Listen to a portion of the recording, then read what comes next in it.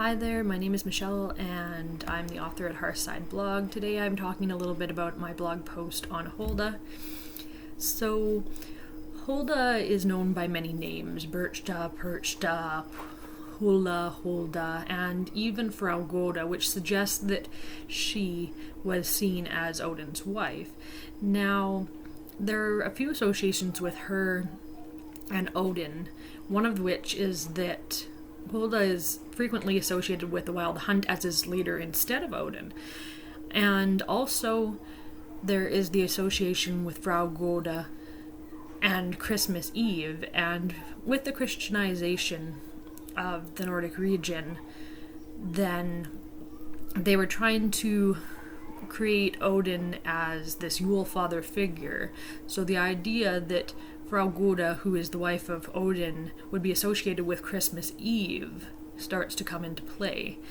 Now, there's a few problematic elements with this. First of all, scholars are trying to almost make Frau Holda up into a all-mother goddess figure, and I don't think that is accurate of pre-Christian times. She was definitely, in my opinion, a goddess, but there's a few different elements that come into play. Either they try to make her into this all-mother figure, which sort of encompasses several different goddesses within it, or they do the opposite and try to dismiss her as a spirit rather than a deity and get rid of her power, almost demonize her by making her image ugly like the stereotypical witch that we know in modern times. So I want to look deeper at some of the stories about her, either historically or in modern times, as well as the etymology of her name. So Holda comes from Proto-Germanic, the word Holdas, which means favorable, gracious, or loyal. And if we're looking at the Grimm's fairy tale version of Mother Holda, we see that she rewards people who are humble and loyal, whereas people who are greedy or lazy end up being punished by her. Mother Holda is also associated with the snow, and when her quilt is shaken, then it snows in the world. And it is often said that Holda in particularly is associated with the first snowfall. She's also associated with spinning, and this is part of what scholars are using to try to associate her with this Frigg/Frau Goda figure, which there is a particular taboo on spinning during the Yule season in some traditions, and there was a belief in general that you shouldn't work during this time, but it was said that Holda would come around to the houses, and if she saw someone working, that she would enforce this taboo. But there's also so many examples of spinning being common in the lore, not just with Frigga, but it's associated in general with women's work and also associated with magic. So it doesn't seem like it's a very strong connection between her and Frigg necessarily. Whether she was originally an aspect of Frigg or not is not clear, but to me it's clear that she was a goddess of some sort.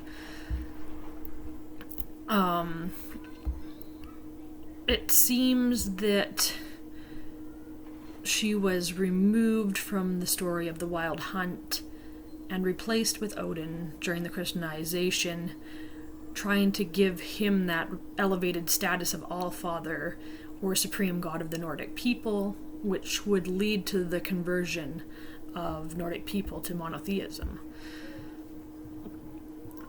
If we look at the story of Christmas Eve that's associated with Frau Goda, you see that she appears the night of Christmas Eve in a broken carriage, seeking the aid of those who are out late at night and rewarding them for helping her. But in the sense of most of these myths about Holda, if she senses that the person is becoming greedy, she will punish them for that. And because this time of year is so dark and cold, that it can be very dangerous and you could be out exposed in the snow. So you have to be very careful when you approach her and make sure that your intentions are pure.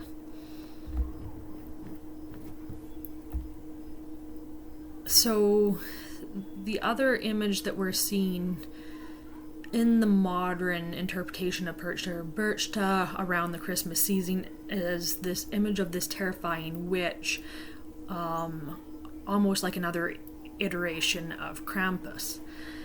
And while Holda can be this terrifying face, it seems to me that the face that she appears to you as is based on how she perceives you and your character. So if you embody the qualities that she prizes, then you will see her beautiful face. But if you are greedy and lazy, then you might see her ugly face, which suggests her actual power as a goddess. Over time, the form of Holda has become thinner and less powerful, and oftentimes is just used as a fun story for children. The most clear example of this is one that you might not have thought of, and that's the figure of Mother Goose. Mother Goose is in fact Holda, and you might wonder how this could be the case, but Holda has always been associated with geese. Later on, Percht was described as having goose feet, and as time slipped by, her original form disappeared and was replaced with this endearing grandmotherly figure that is that of Mother Goose from the fairy tales. Another modern depiction of Holda is the interpretation of Elsa in Frozen, which is based on the Snow Queen by Hans Christian Andersen. If you look at his story about the Snow Queen, then you can see a little bit of the figure that inspired it. The ungrateful boy, Kay, who is punished for his actions, and having his heart turned to ice, while his sister Gerda, who embodies loyalty and grace, is able to save him through her love. And if we look again at Holda's image as leader of the Wild Hunt, then we can see Holda's wrath as being a metaphor associated with winter. The winter is capable of being harsh, but also being peaceful, and both faces are present in the season as well as in Holda herself. In the past, the winter season could be deadly and associated with death, the dead, and the Wild Hunt. So it was easy to imagine this. And even today, if you find yourself in a lonely and windy, wintry place after dark, then it's easy to envision the Wild Hunt passing by or being all around you. And it's easy to feel an unease about your mortality and be aware that there are forces that are much bigger than you and forces to be reckoned with. So, is the leader of the Wild Hunt Holda? Or is it Odin? It seems likely that it could be Holda, if we look closely. In the modern context, you could associate one or the other or both simultaneously. And as for what is historical, I believe that maybe Holda came first, but beliefs often shift over time for many reasons and vary from region to region. So whether the Christians wrote Odin into that role or whether the shift occurred gradually as the cult of Odin grew, it's hard to say. But we cannot deny the importance of the figure Holda as well.